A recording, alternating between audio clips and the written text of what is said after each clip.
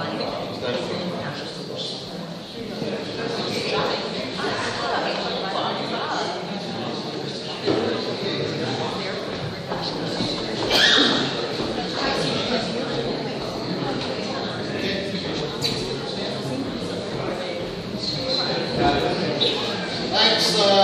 everyone for coming along. Great to see such a wonderful turnout for this meeting tonight. It's an indication of the amount of interest that people feel and how serious they take the issues that we're about to face as a country. That we have so many people out tonight, and the meetings like this going on all over the country will no doubt gather apace as we approach the fateful date. Questions still up for debate and consideration, so that's why we're seeing this broadest grassroots level of engagement with members of the public on a political issue than ever seen in a while. And we would welcome your contributions tonight. Tonight we'll welcome 5 guest speakers from a variety of backgrounds and experience to speak to you about their standpoint on any of the issues that we have available. We'd like to, I'd like to ask you that these speakers be allowed to speak uninterrupted, so we'll hear what they've got to say, and you no doubt will have something you would like to ask at a later point. So once all of the speakers have spoken, we will throw questions open to the floor. I'll do my best to get down as many as possible within the allotted time that we have. Okay? And can I just say before we go any further, an important piece of information, that is the fire exit, which I've noticed is, could we get rid of that fire hydrant from front of the, just in case I'm first out and trip over it. Okay, so there's your fire exit, the lamp's off, that's the way out, and our assembly point is at the Janus House, which is just out there, front. Okay? You could also ask that you all turn off your mobile phones, please, so that we don't have any interruptions. So let's introduce our panel of speakers. First speaker today is Kenny Gibson. Kenny was born in Paisley, educated at Belfast Academy and the University of Stirling, graduated with a BA in economics. Served as councillor from 1992 to 1999, achieving in his second term the biggest majority of any Scottish councillor. He is very fondly remembered in Mosspark for his tireless efforts on behalf of his constituents. He was elected as an MSP for Glasgow in 1999, and his mother, Iris, was elected to fill his position as Mosspark's local councillor. In 2007, he chose to contest the constituency of Cunningham North, winning that seat from Labour by the smallest margin in Scotland, only 48 votes. 4 hard-working years later, he secured us a comfortable majority of 6,117 votes. He is the convener of the Finance Committee in the Scottish Parliament. Please, ladies and gentlemen, welcome your first speaker tonight, Kenny Gibson.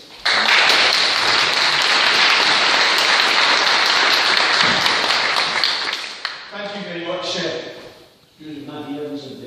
Yes. Who was the gentleman that did introduce yourself? Sorry, my name is Frank Miller and I'm a local resident. Yeah, sorry. My hearing's a bit ahead. Okay. So remember that. No, well, actually, I've usually got a problem being heard. Can everyone hear me nice and clearly?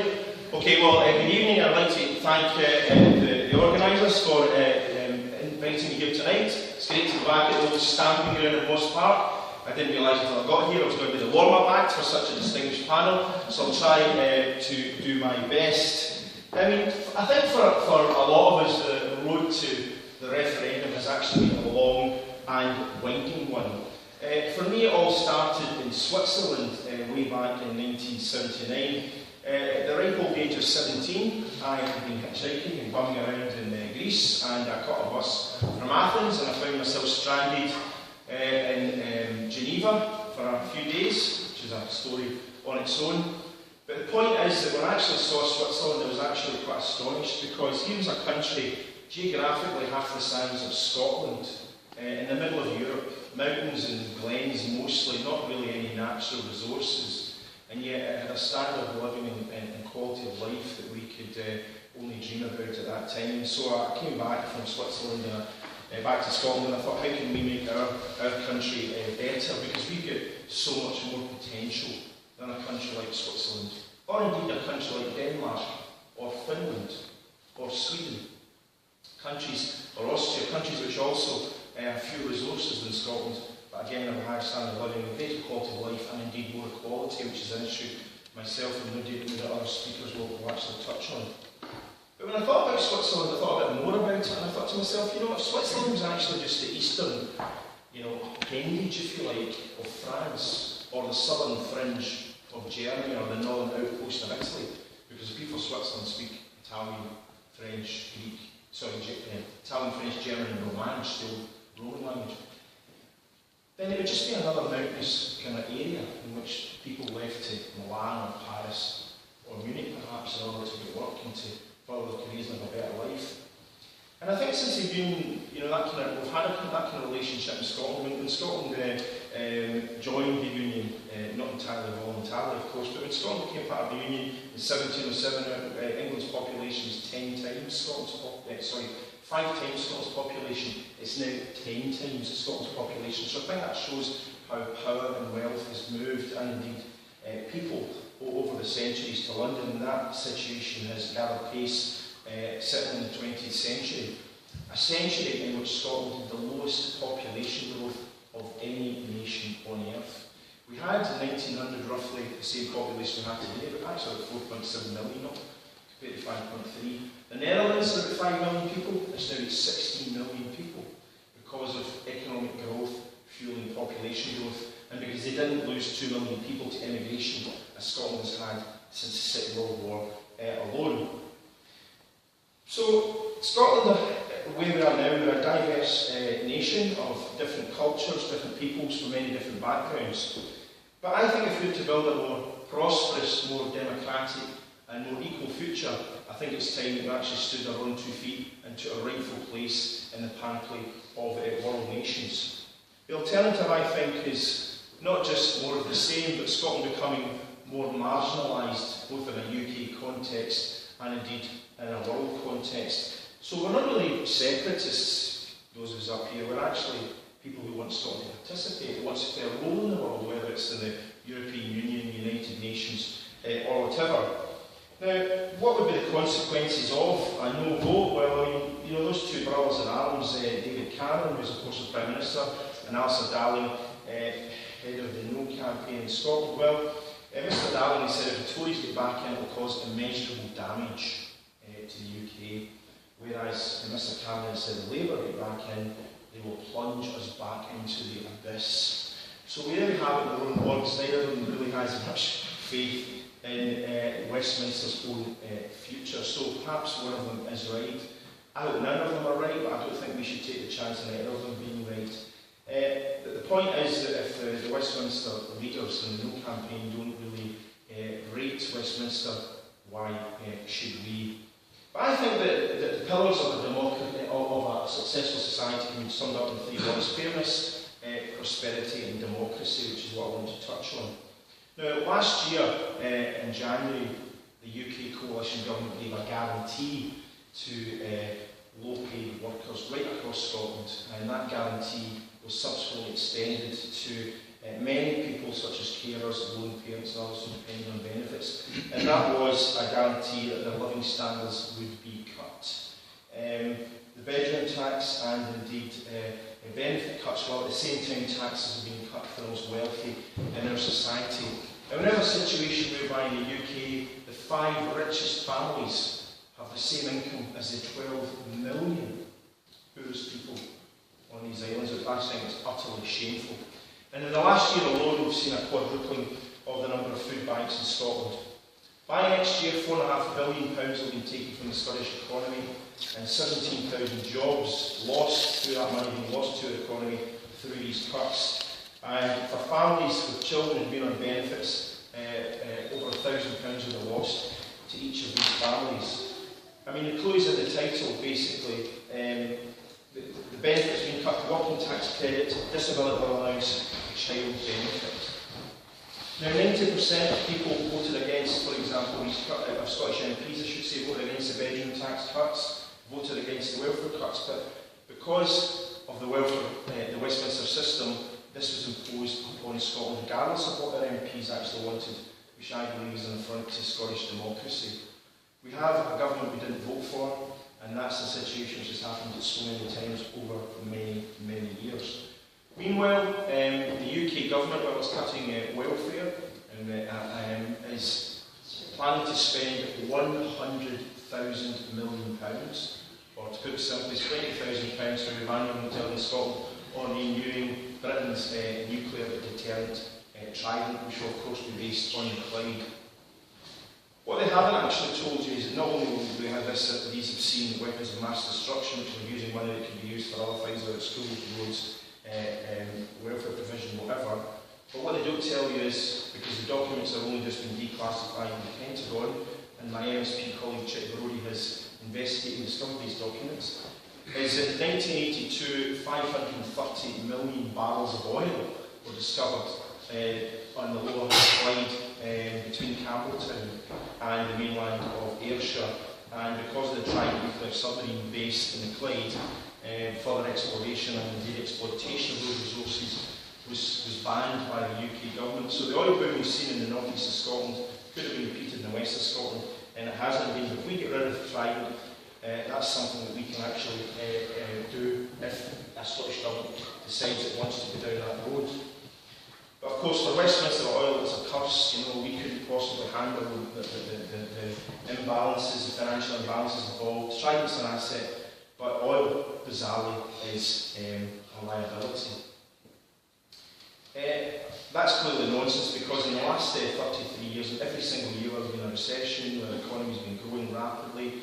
Scotland has still had a higher per capita income than the UK in each of those 33 years.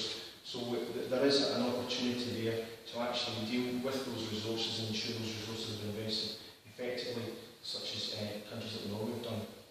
But whether it's social justice, defence or any big decision, our simple but powerful principle on the yes side is that the decisions that affect Scotland should be made by the people of Scotland. And I believe Scotland can do better and can be prosperous. A fair society where hard work is rewarded and where the vulnerable are protected, but we need the powers, obviously, to do that. And I think it's an insult to people's intelligence to say that Scotland, alone among the nations of the world, cannot govern itself effectively. 142 countries have become independent since 1945.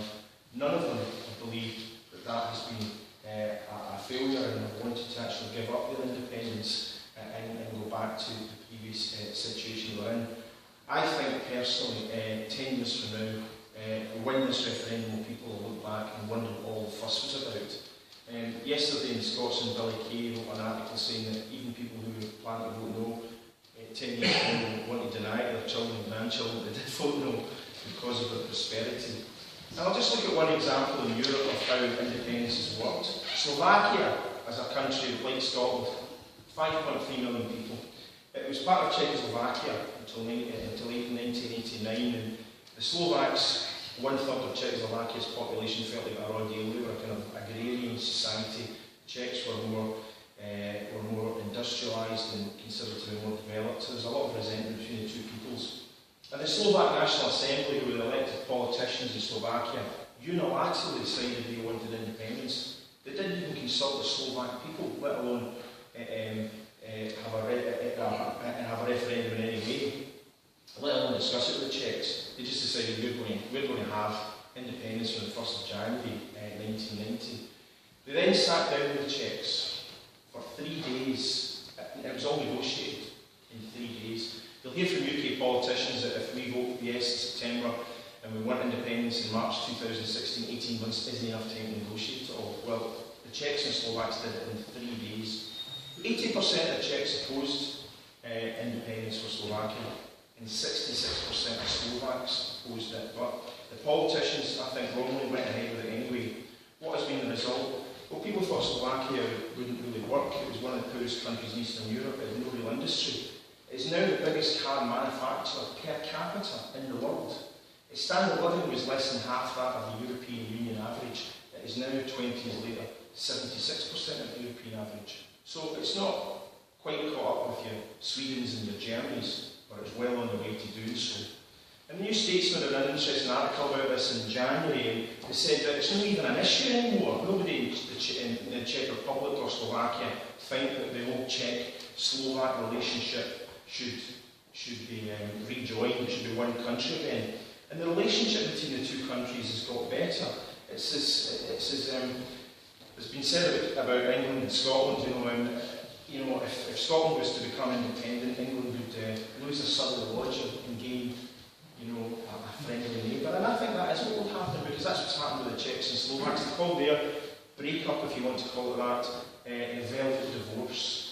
And I think we will have a velvet divorce. One of the great things about this referendum, this democratic test of opinion that we're having, is that both sides through the Edinburgh Agreement have agreed to honour the decision of the Scottish people in their way. Now, the No campaign is trying to undermine Scottish economic self-confidence. We say we're too poor, or we'd struggle in the big bad world. But I don't think there's any country that should be more confident in the future about Scotland. We have 25% of Europe's renewable energy potential, whether it's hydro, wave, wind, you name it.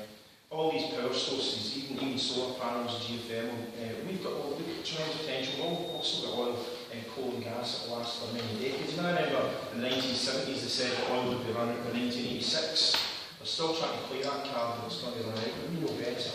And it will last for a long time yet. We also find the world's top 200 universities. France, for example, 10% of the populations get one. They produce great entrepreneurs. Everyone knows Scotland's great contribution to the Enlightenment, science and the arts. So we're very creative people.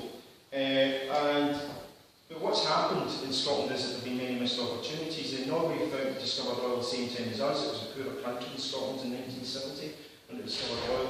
It's now got a standard of living about 60% higher than ours, because it invested its money wisely. Well, our money went to Westminster and was squandered.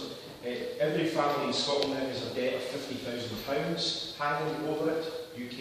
Its share of UK debt, if you were to portion it. Every family in Norway has got £200,000 in the bank for its oil fund. But all is not yet lost. We can still take advantage of the resources we have, and we can still look forward to a better future, but we have to have those resources. In terms of inequality, a 2009 United Nations study said that the UK was the fourth most unequal society in the developed world, and I think that's something which is shameful. Earlier I mentioned food banks, talked about the impact of welfare reform. But we need to have a society in which we look after not only the very poorest, but we also stop the squeeze on middle incomes. For the last 5 years, living standards have fallen every year in the UK, and what will be, even if the government's current plans come to fruition, it will be 2019 before the standard of living returns to its 2001 levels, so we've lost almost an entire generation. So the consequences of the no vote are clear. We'll waste the resources, we'll increase social inequality, there will be increased cuts to public expenditure, we will be more unequal together. But with independence, we will have the job-creating powers of independence to support small, medium businesses that drives prosperity for the many. We can work to ensure inward investment into our society. Last year, there was a 49% increase in inward investment to Scotland compared to less than 3% for the UK as a whole. When I asked the head of Lloyds Bank why that was so, and he said, Scotland's got a great reputation around the world, and the referendum has put Scotland on the map. A lot of people want to actually talk and think about Scotland as a place to invest, are actually now thinking about investing just because we're having a referendum in regards of the outcome. In the No campaign, we said that the referendum, just by happening, would scare away jobs and investment. So our argument is really rational, reasonable, and it's a responsible argument. There's emotion in it, of course there is, because we love our country, but not because it's the best country in the world, it's because we want to make it a much better country and to play its full role in the world.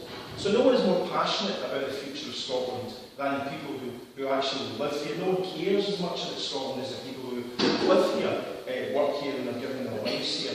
So I believe, and I'm sure many of you do too, that the great decisions should be made by our own people. But we've 5 million reasons to be confident our future as an independent nation. So for ourselves and for our children and for our grandchildren, please let's seize this opportunity, this great moment in history, and vote for independence on September 18th. Thank you.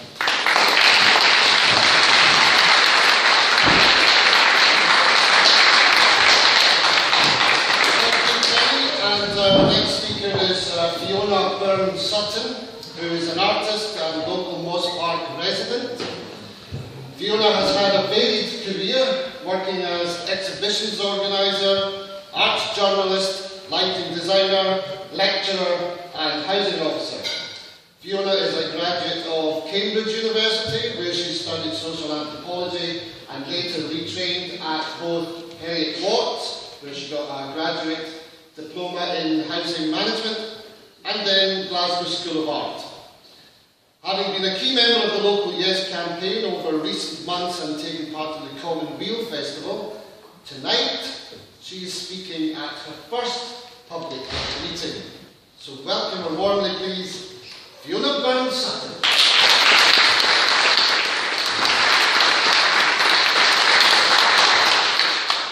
Well, that's the wonders of the internet, what David was able to find out about me, so I wasn't expecting all that. Yeah, I've lived in Mosspark since 2005, and we moved here so I could do a degree in ceramics. I've been working as a housing officer in Edinburgh before, and I've been very involved with the local campaign. And I'm standing here today because I firmly believe at the moment that Scotland is the most exciting country in Europe. And I love the discussions that we're having about who we are and where we're going. They're happening at the bus stop, they're happening in the pubs, they're happening on the radio, they're happening on the telly, and I'm completely hooked. I can't get out of the loop. So and I can't think of anywhere else in Europe, or perhaps the world at the moment, where this is happening. And I think we are leading social change in the British Isles and possibly in Europe, and it's very, very exciting and not an opportunity to be missed. Another hobby, of course, of mine is small countries, because I grew up in Switzerland, I grew up in Geneva. I didn't know you were going to talk about Geneva. So having grown up in Geneva, I'd say my father came from another small country of Ireland. My mother lives in yet another small country, Wales, and we moved to Switzerland when I was 4 because my parents worked for the United Nations and UNICEF. So I just really want to dispel from first-hand experience some of the myths that Westminster's putting out, perhaps Fortress England, saying that they're going to put up the borders and there's going to be passport controls and VAT and lorries are going to be queuing at the borders and the trade's going to be impossible. Well, Switzerland's not part of the EU, and there's different types of membership and relationships that you can have with the EU. But when I go home to visit my family and visit my Swiss brother and nephew and niece, when I step out of Geneva Airport, I can step out on one side of the airport straight into France, and the other side straight into Geneva. Geneva, like Switzerland, like Scotland, is a country of lakes and mountains. To get from one bit of the country to the next, you have to drive to France or Austria or whatever. There are no customs. And there's been no borders for any time, for a long time now. You can just drive back and forth at your will as you can elsewhere in the EU. It's the same for lorries and things. They're going back and forth as well. Because all lorries and cars and trade, you're working to certain standards. So everything that's travelling is working to these European standards. And it really doesn't matter whether you're in Switzerland or elsewhere in the EU. I would say that there's other similarities. Well, you talked about Switzerland and how we're able to manage things in a small country. The other big industry, for example, in Switzerland is pharmaceuticals. Now, I know there's been lots of scare stories coming out of Dundee with the professor at the university there saying that we're going to lose our life science funding. Well, I think this is nonsense. Switzerland's not part of the EU, but it's been accessing European money. It's part of the European research projects, and it has a flourishing pharmaceutical industries. And I believe we have an independent Scotland will be welcomed with open arms, because I believe also a lot of the funding that they're talking about withdrawing at university level actually is European funding because we are pooling resources and we do share, Europe. So that's just first-hand experience. Ecology, much of Switzerland's electricity is hydro. It comes from the glaciers and the mountains, so it's very cheap. Scotland's also rich in natural resources. We have something like 25% of Europe's wind potential. But what you also have in Switzerland, which we could develop in Scotland if we have independence, is you have direct democracy. Every single piece of legislation in Switzerland is voted on by the people. You cannot have a government saying, right, we're going to go into Iraq, we're going to do this, we're going to do that. It simply doesn't happen. Within weeks of the Fukushima meltdown in Japan, Switzerland had voted to abandon nuclear power and is gradually decommissioning all its nuclear power stations. And that's a tiny country. And it's not totally without controversy that its electricity is hydro because the glaciers are melting. And eventually there won't be hydroelectricity, but they're finding ways to deal with it. But they were able to take that decision promptly and quickly, and I believe that we could do that in Scotland if we had independence. So what does a resource-rich Scotland mean? For me, it means the people. And I found Joan Lamont's statement on television when Scottish Labour finally made up their mind about what their policies would be within the next election. When she said that she thought Scottish people were inherently incapable of governing themselves. I mean, I cannot think of a more demotivating statement. And it's really telling us that we're second-class citizens and we're lacking any sort of initiative. I did a participatory, I'm a potter now, ceramicist, and I did a participatory workshop at the Festival for the Common Wheel at the Arches a few weeks back, where everybody was putting together their own indie ceramics and things. And one of the things, I made up lots of ceramic transfers, which are basically like tattoos. You melt them off your paper onto your dishes and put them through the kiln. And in my head, I mentally just walked down the high street, and then I went through all my friends, and I flashed outwards, and I just went through every single trade and profession and activity I could think of Scotland. And it was completely ad hoc, so I'll just read some of this here. We've got shopkeepers, teachers, posties, opticians, athletes, artists, academics, firemen, councillors, newsagents, businesswomen, professors, milkmasters, volunteers, support workers, pharmacists, footballers, bagpipers, writers, bricklayers, taxidermists, helicopter pilots, typesetters, translators, musicians. I mean, the list goes on. I had it on over several sheets, so I made all these transfers up, and people made their own stories from that. So I think that shows you just how resource-rich we are. Each one of us here is an expert. It doesn't matter whether you're a care worker, whether you're a teacher. We all have our area of expertise, and all the work that we do really, really matters. And I think in an independent Scotland, we'll be able to pull together and have a fairer, more equal society. I'd just like to hand this dish around so you can see the type of work that people were doing at the workshop. Were you there? Yeah. So you just hand it around and leave it at the table at the back. I also have a card here of a piece of it's a stained glass window designed by Alistair Gray, which I absolutely love, and it's in the library in Catmanshire in Alloa, because I've worked out in Alloa a lot with people with additional reading needs and also with mental health and Fourth Down Royal Infirmary.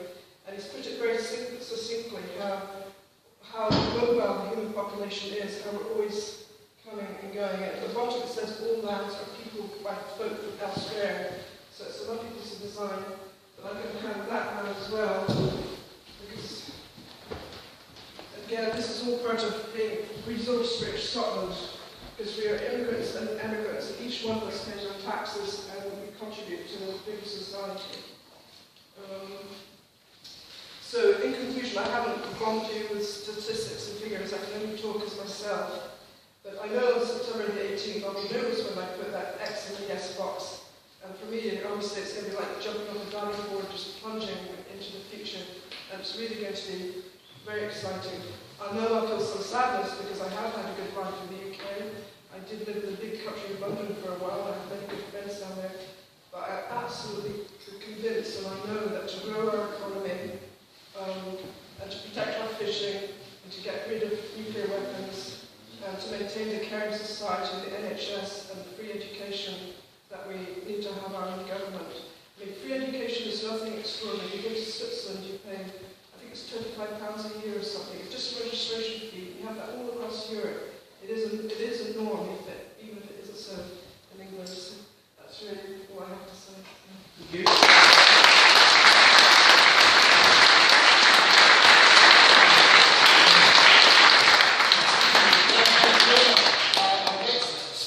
Is John Paul Toner.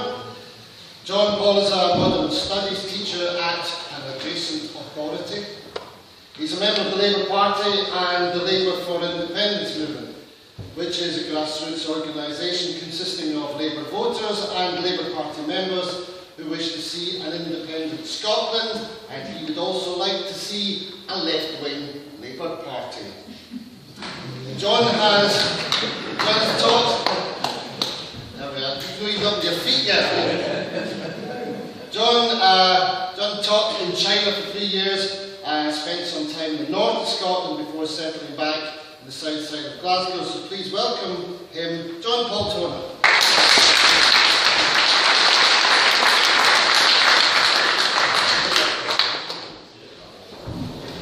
Hi, can you hear me okay, yeah?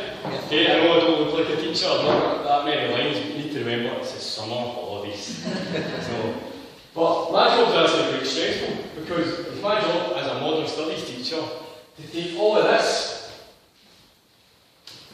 and educate people with this. Okay? And it's quite difficult, but in a way it's really, really rewarding, because what it does, it makes me look at politics through a fresh eyes all the time. I need to think about ways to simplify it, to make this seem interesting. And I mean, no offence to anybody, but it's like Gary, all the kids see is people in suits that are middle-aged, middle-class, talking late at night, and for them it's really, really boring. So, and it disappoints me because I love politics, and politics is quite an easy thing. See, when you break it down, politics is dead simple. It comes from this man here, Aristotle. And he said, what is the good life? How do we best live together? And in those days, of course, people lived in a polis, a city. And he said, well, what's the best type of city is one that aims towards a good life. And it's basically an extension of ethics. Politics is an ethical thing. It's a moral question. It's about how do we make a society where people flourish? So, they're easy. And these things are written down in constitutions. So you hear all the time, and this is something the Labour Party say, they say, the SNP, you're obsessed with constitutional debate. It's about real things, that's the most important, constitutions. Well, in actual fact, constitutions are really, really important. If you think about constitutions are the big statements we make. They say, this is who we are, this is what we believe, this is what we think the best way to live is. It's not like twiddling about the edges. It's essential, fundamental things that we do. So if you think about constitutional change, what sort of things do you think about? Well, I won't ask to shout out, but when I think of constitutional change, I think of votes for women, rights of man, freedom for all, Nelson Mandela down there. Like huge fundamental things that are really, really important. And if we are serious about creating a level playing field, we need to think about the constitution that we want. For me, constitutional change is the key to unlocking equality. Right. As a Labour member, I've actually been a few better together things, yeah, and I survived as well. Okay? And actually, it's quite interesting to hear what Better Together are saying. I'd say about 75%, 80% is the same thing, especially from, maybe not so much the Tories in charge, but certainly some of the Labour people. And what they're saying is we want equality, fairness, and a better society. But that's our thing, that's what you're saying. For me, it's like, well, we've come to, the choice we have is it's a different paths to this same thing. And that's what I think the question we'll be faced in next month is which path gives us the best opportunity? Is it the path of Westminster? Is it the path of Holyrood? Now, just a quick, very brief history lesson. because Kenny touched on it there. When the UK was formed, okay, there was some great things about it. It gave us opportunities. It was the biggest free trade zone in the whole of Europe. It gave Scottish merchants, backers, all the rest of it, access to the markets in England. That's great. And around the world, or around Europe, there was dictatorship, there was the threat of Catholicism, anarchy, all the rest of it. So the UK was seen as something good, something positive. It was adequate for that time. 300 years later, okay, I don't think the UK is adequate anymore. We've got around us, we've got all these small, successful nations doing really well in terms of global human index, for happiness, for equality, amazing things. And what do we have? Child poverty, food banks, austerity, political apathy. For me, the UK is not fit for purpose anymore. We need to change. And what really, really disheartens me is Labour's response. Or not even that UK, yeah, it's okay, no thanks, whatever we are now. And Jenny Mara, this Labour MP, alright, she said this: if I was given a blank piece of paper to create the ideal conditions, I would come up with the current constitutional arrangement. The UK as it is the best that she can imagine. And that just makes my heart sink. That just makes me think, have you no imagination? Can you not see what's going on? This is we do a bit of work with the RIC. This is a kind of leaflet that we put through doors. And just give you an idea of some of the things that we've got here. The UK is the second most paid amongst the average economies, with the third highest housing costs. We've got the worst infant mortality, the worst child poverty. We've got the elderly, the fourth poorest in the UK, the biggest gap between men and women. Our child costs are one of the highest in Europe. Wealth gap, the greatest regional inequality, all these huge problems. To sum up, UK is the third most unequal nation in the world. I was reading that on my holidays, it was that. But this spirit level for me just sums it all up. So we can't get any worse unless we're America or Singapore. I mean, this is as bad as it gets, never mind as good as it gets. So for me, it's imperative that we change. We have to go on. It makes it worse when you think about Glasgow. We've got loads of problems. Just very briefly, we talk about some of these. This guy, Harry Burns, the old Chief Medical Officer of Scotland, some fascinating work into how people looked at adverse childhood experience, stress. Growing up in Glasgow is such a stressful thing, and it creates people, it keeps this trap that we're stuck in it. And part of the problem is as well, is economic decline, and it leads it as a vicious circle that creates this political apathy, and that's something that I'm really interested in. So the crux of it all is people need to take control. That's the only way we're going to solve all these social problems that we've got in Glasgow. You'd never believe we live in the richest part of the UK, would you? Walking about Carlodrick or parts of Pollok. But this is it. So something's not right. So for me, it's the political system ourselves. We need people to be making decisions locally. Not just politicians in the whole room. We need people to make decisions about their own life. And it's only going to come about by constitutional change. What's Labour's response? Vote Labour and it will all be better. Was it Einstein that said, definition of insanity is doing the same thing over and over again and expecting different results. We've been voting Labour in this city for 60 years. And what have we got? Well, Ali's government was great, but all the other, we've missed the boat, we keep missing the boat. And what is it that keeps us from changing? For me, is the political system. It's not fit for purpose, it's trapped us in. So, 2010, that was the last election, Scotland voted overwhelmingly for Labour, and what did we get? We get Tories. Yeah, I don't need to go into some of the shocking statistics. Okay, the biggest problems, no wonder people don't turn out. No wonder people don't vote. You see Gordon Matheson shouting in the opening in the Olympics? I had a quick look at the turnout. So only 1 in 9 people voted Labour in that constituency. He got voted in because the turnout was so low, 22%, one of the lowest in the whole of the UK. Terrible. So what's their options? Well, it's a sad day when I find that I agree with Russell Brand. But he's got some good points, and I'll just very quickly, I just want to look at, ignore some of that, because I can talk forever about this kind of thing. We need to change, we need to take a chance.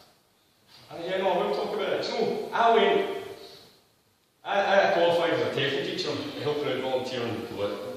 used to teach English. And my pal, he couldn't get a job here, and he's like, do you want to go to China? And I was like, China? I've never been to China. And I had to think about these things. I mean, I've done shit. What am I charging accommodation?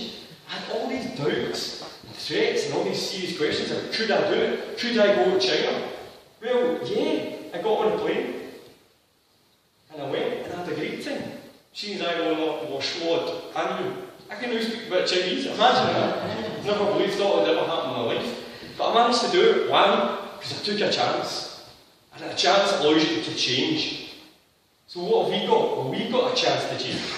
We've got a chance to go become a fairer, more equal, healthier, more productive country. Yeah, it's important. We need to think about our pensions and our international economy and all. But these are questions. These are just processes about how do we get there. We can't. The Better Together campaign will have you believe that no country in the world can become independent. But as Kenny said, Czechoslovakia, Switzerland, all these other countries have managed to do it. So it's not it's within our power to achieve that society that we want. So very last thing to go on. What do we need to do? We need to vote yes. For me, you can sum up like this. Yes, certainty by voting no. I think there is certainty. I think there will be certainty to reduce the Barnett formula. Does that mean more cuts? There will be chronic austerity. It will be certain that we will suffer most of it. And we'll continue to have nuclear weapons, and we'll continue to have change that we can't control. What do we have? We've got a real opportunity. My other favourite book at the minute, and if you want to mention it, is Common Wheel. There's what you're doing. The Common Wheel is filled with great ideas. This is our opportunity to change things. Some amazing, reindustrialise Scotland. Things that you get excited about. Things that make you want to go and chat indoors and talk to people. So that's what this, and for me the last one is a genuine change. For I'd love to see a left-wing Labour Party again, attacking the SNP from the left, going knocking left-wing up. I'd love to see that. And I think the only way that's going to come about is by voting yes. So, last quote there. Leslie Ruddock's book, another one. She said, rather than offering the future the certainty of stagnation, we can give people the risk of success by voting yes. I hope you guys are inspired as well to go out. We've only got, 8 weeks left? Something like that. Labour for Independence. Every Saturday we're going to be out from 11 o'clock to 1 o'clock with different yes groups and RIC stuff. Starting off with building this Saturday. Come down if you feel, or taking note of any of these if you want to give us a hand. This is it, guys. This is the last push. Let's hope we can do it. Thanks very much.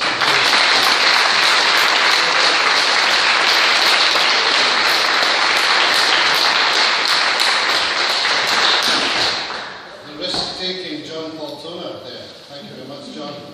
Our next speaker is Mary Black. Mary is a 19-year-old student from Paisley in her final year at Glasgow University, where she is studying politics. Believing in independent Scotland with the principles of socialism at its foundation, she's been campaigning for a yes vote over the last 18 months, leafleting, canvassing, and most recently, public debating. In her first ever public debate, only a few months back, Mary acquitted herself well on a panel which included Ruth Davidson, MSP. She has subsequently been invited by a variety of pro-independence groups to speak at various events organised throughout the country, and once you've heard her, you'll understand why. Mary Black.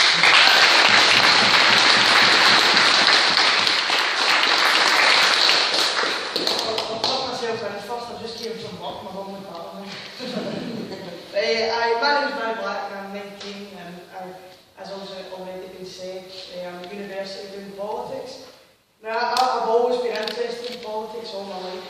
I was out marching from 7 and 8 against the Iraq war and things. But I understand why people my age, and any age for that matter, aren't interested in politics. Because all my life it's just been guys in green suits on those benches shouting at each other and waving bits of paper. And it seems that no matter which side of that room is running things, nothing really changes. There is no real significant change to people's lives. And I feel very honoured to be talking to meetings like this, because this is history. Right now, what we're doing in this room, this is history.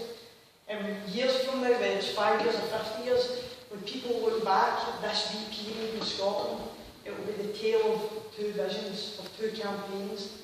And that's what I want to talk about a wee bit, is these two visions that are on offer to you on the 18th of September. Now, it amazes me that the No campaign, that their genuine vision of what is best for this country is what I just described here. Those guys on the green benches, that disengagement, that lack of representation, that boring system is the best that they have to offer. I mean, that quote that John Paul just said there, that sums up that Labour MP. That is what they have to offer. UK, OK. Well, I'm growing up here, and I don't think it is OK. I don't think it's OK that food banks are now struggling to keep up with demand. I don't think it's OK that the Labour Party, who are supposed to be protecting ordinary people from the elites and the corporations, only a couple of weeks back voted to cut job seekers for people my age. And I mean, the No side constantly talking about scare stories. Well, this one's a belter. It terrifies me that I can stand here and genuinely say to you that UKIP are now considered a legitimate political party in British politics. I mean, can you not just see that, a Conservative and UKIP coalition in the next general election? Now, I've got a quote here saying, "It would be wrong to suggest that Scotland could not be another such successful independent country." That's a quote from David Cameron, the Prime Minister of Great Britain, saying that Scotland would be a successful independent country. So why then is he and the No campaign constantly trying to tell us the opposite? If this Great Britain is so great, why do they need to scare us into staying? Because the truth is that they need the £4.7 billion that Scotland's going to put into, say for instance, the new HS2 high-speed railway. That's not even going to come to Scotland. They need somewhere to put their nuclear weapons. They need, in fact, this is a quote from David Cameron, right, a couple of days ago. Our whisky industry, one deal, right, whisky industry with China, one deal, balances the UK trade